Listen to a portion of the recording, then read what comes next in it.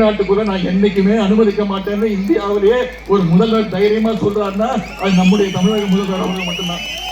அது மட்டும் இல்லாம நம்முடைய தலைவர் இந்த 2021 எப்படி ஆட்சிக்கு வந்தோம், அந்த நேரத்தில் எவ்வளவு கடும் நிதி நெருக்கடி.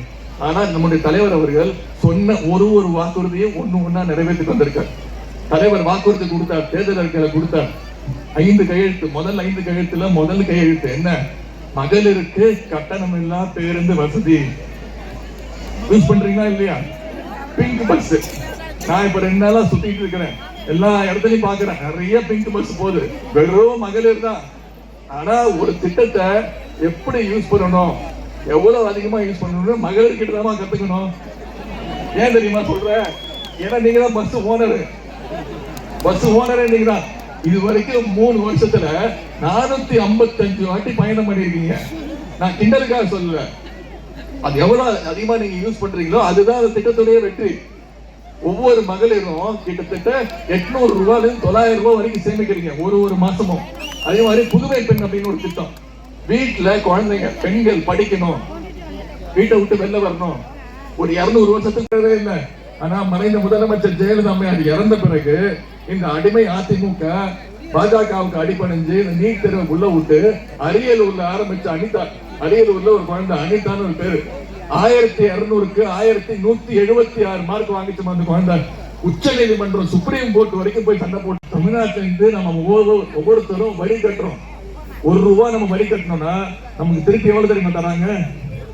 வெறும் 28 பைசா. அதனாலதான் நான் தொடர்ச்சியா இப்போ நம்முடைய ஒன்றிய பிரதமர் திரு நரேந்திர மோடி அவர்களுக்கு ஒரு செல்ல பெயரை வச்சுட்டேன். இனிமே யாரும் அவரை நரேந்திர மோடின்னு கூப்பிடாதீங்க, மிஸ்டர் 28 பைசா. கரெக்ட் தானே? நமக்கு அவர் என்ன தராரோ அந்த பேரை சொல்லி கூப்பிடுறது கரெக்ட் தானே? இதெல்லாம் ஞாபகம் வச்சுக்கோங்கம்மா.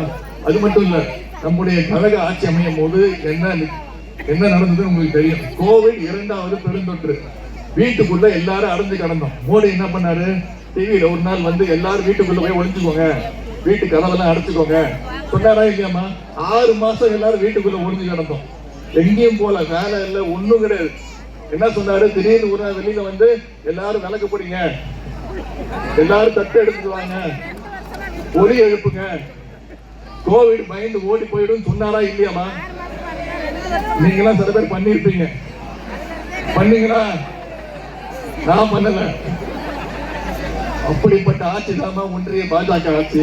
ஆனா அந்த நேரத்துல கோவிட் துரத்துறதுக்கு, கோவிட் வெளில வரதுக்கு ஒரே விழிப்புணர்வு அந்த தடுப்பூசி தான் அப்படின்னு நம்முடைய முதலமைச்சர் அவர்கள் தடுப்பூசியை போட்டுக்கிட்டு கோயம்புத்தூர்ல பிபிஐ கிட்ட போட்டுக்கிட்டு இந்தியாவிலே ஒரே முதலமைச்சர் கோவிட் வார்டுக்குள்ள போய் அங்க இருக்கக்கூடிய நோயாளிகளை பார்த்து நலம் விசாரிச்சதுன்னா இந்தியாவிலே ஒரே முதலமைச்சர், தைரியமான முதலமைச்சர் நம்முடைய முதலமைச்சர் தான்.